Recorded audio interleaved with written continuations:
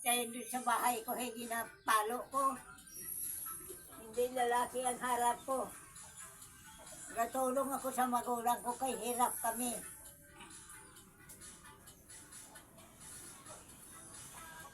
Pinanikan ako. Iniwanan ko yung mga magulang ko doon sa bahay ko. Yun ang naging harap ng namanhik. Pagkamaga pagbalik ko, pinalo ako ng magulang ko nga babae. Ay kayo ang ginapabayaan ko nga magulang na humarap sa inyo. Kaya ko nang nagasulo ako dito ay ginapalo ko yung lalaki nga nagapalito. Hindi lalaki ang hanap ko.